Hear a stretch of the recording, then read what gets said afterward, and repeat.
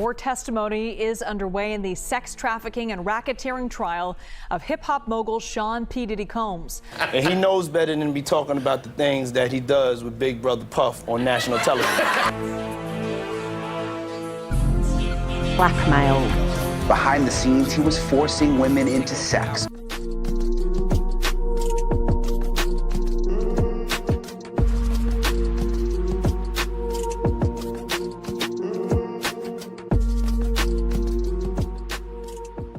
The Diddy Files.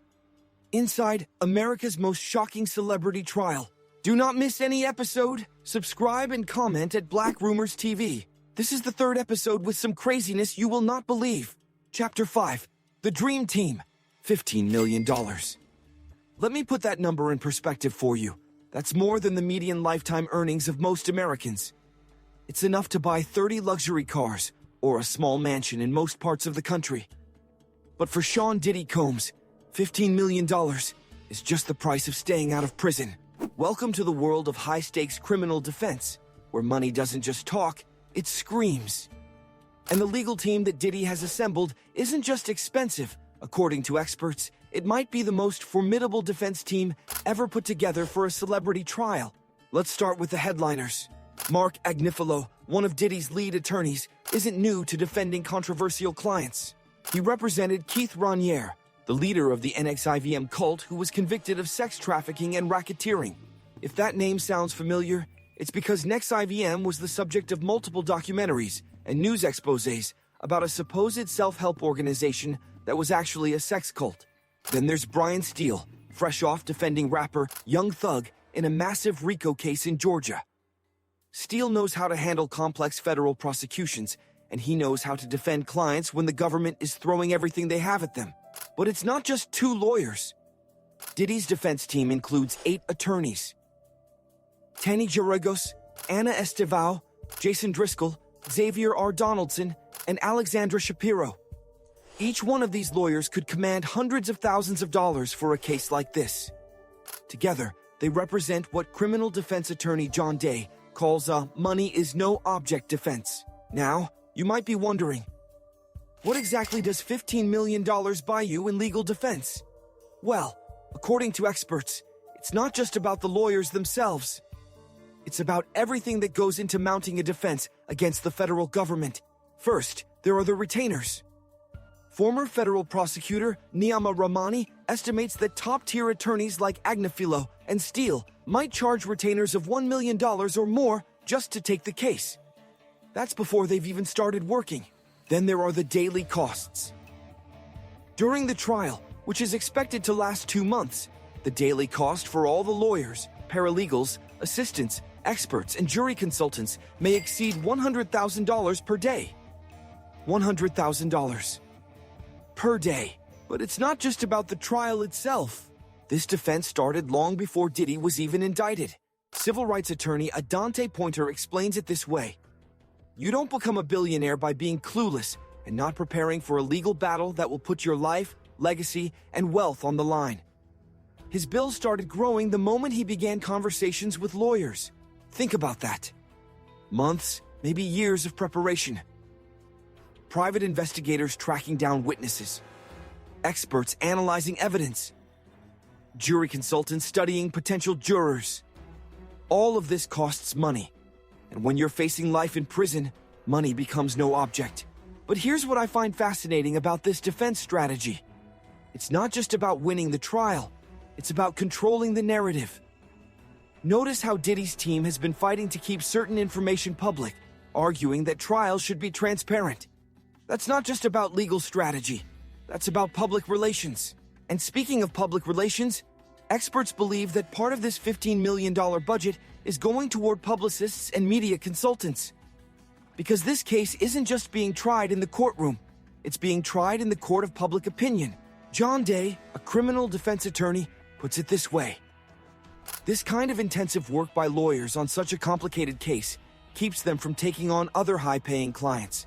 And I'm sure they're also paying for publicists since this is playing out in the court of public opinion as well. And everyone is watching. Now, I have to ask you something. Does this seem fair to you? Should justice depend on how much money you can spend on lawyers? Because let's be honest, if you or I were facing these charges, we wouldn't have $15 million to spend on defense. We'd get a public defender who's probably handling dozens of other cases at the same time. But that's the reality of the American justice system. Money doesn't guarantee innocence, but it certainly buys you options that most people don't have. And those options extend beyond just the trial itself. Ramani points out that this $15 million budget also includes the inevitable appeal to the Second Circuit, Supreme Court, and lobbying President Trump for a pardon if Combs is convicted. Did you catch that? They're already planning for appeals and even lobbying for a presidential pardon. That's the kind of long-term thinking that unlimited resources can buy.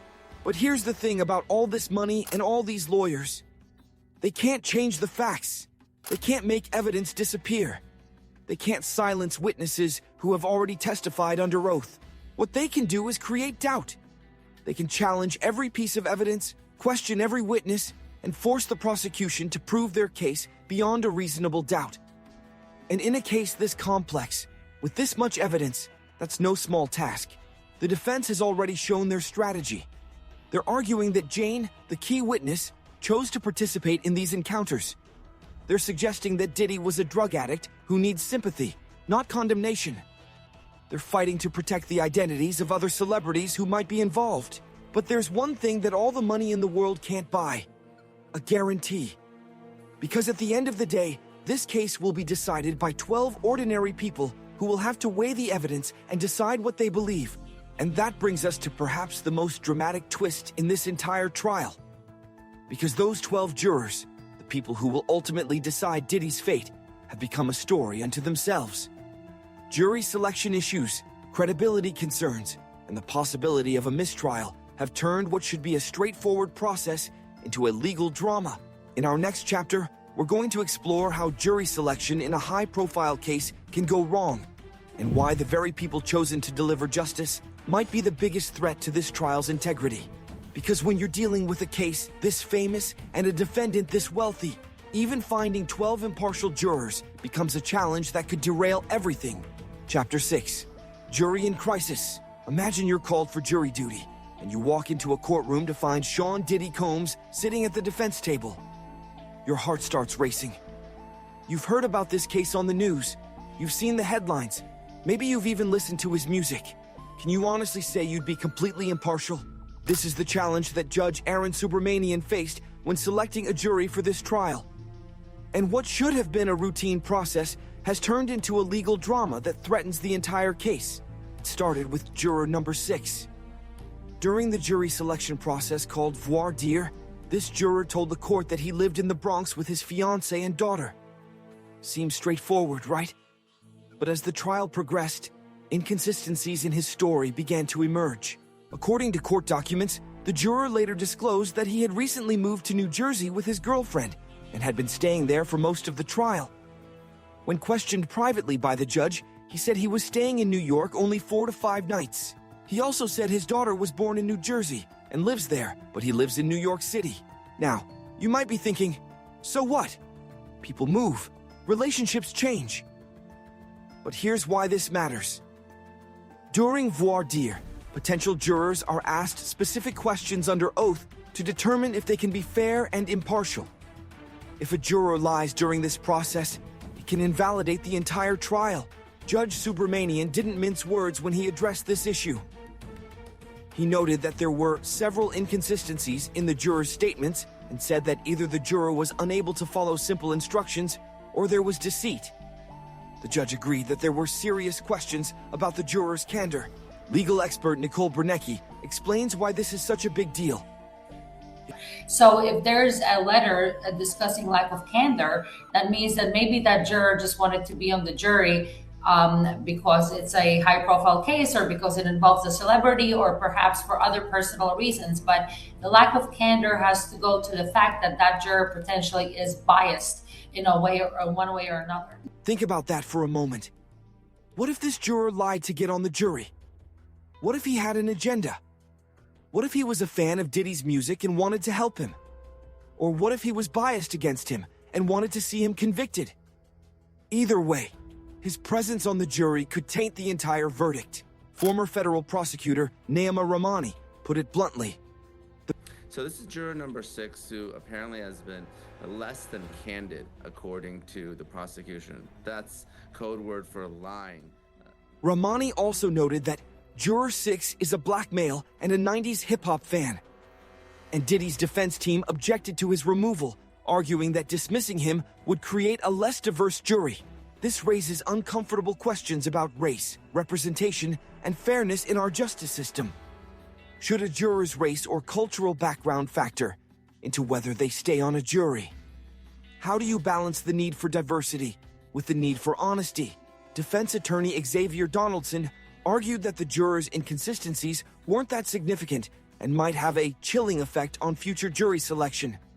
He pointed out that people have relatives and girlfriends in different states, and he thought the juror should be allowed to explain the inconsistencies.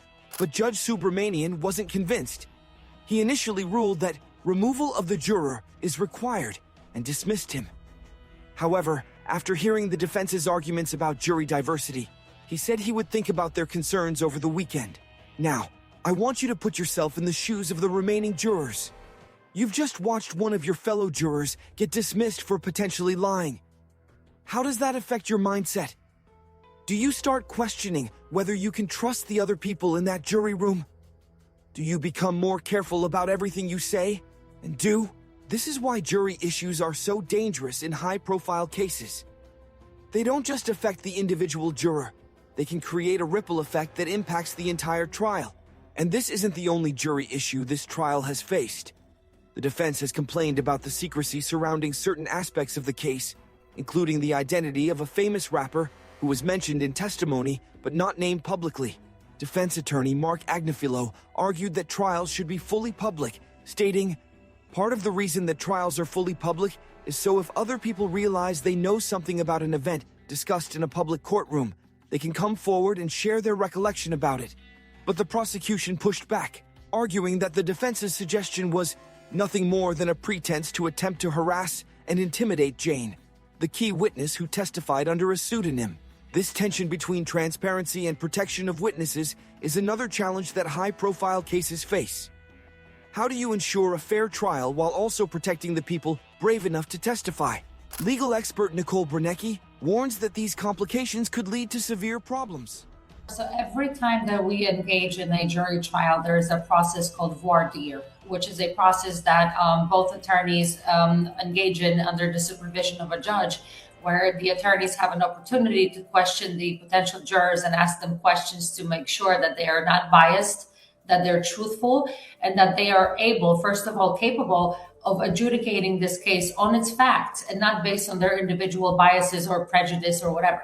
So if there's a letter discussing lack of candor, that means that maybe that juror just wanted to be on the jury because it's a high-profile case. The possibility of a mistrial looms over this entire case.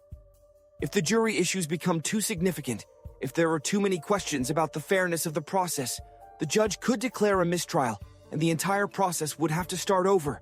Imagine that for a moment. Months of testimony, millions of dollars in legal fees, victims reliving their trauma on the witness stand. All of it potentially wasted because of jury selection issues. And if there is a mistrial, what happens then? Does the government retry the case? Do they offer a plea deal? Do victims have to go through this entire process again? These are the questions that hang over this trial as it moves toward its conclusion. The government is expected to rest their case soon, and then it will be up to Diddy's $15 million defense team to present their side of the story. But regardless of what the defense presents, regardless of how much money has been spent on lawyers and experts and jury consultants, this case will ultimately come down to 12 people in a jury room trying to decide what they believe. And that brings us to our final chapter, where we'll explore what's really at stake in this trial. Because this isn't just about one man's freedom or one woman's quest for justice. This case has the potential to reshape how we think about power, accountability, and justice in America. So what happens if Diddy is convicted? What happens if he's acquitted? And what does this case mean for the broader conversation about abuse of power in the entertainment industry? In our next chapter, we're going to explore the reckoning that's coming, regardless of how this trial ends. Stay connected to not miss the next episode. Do not forget to comment and subscribe.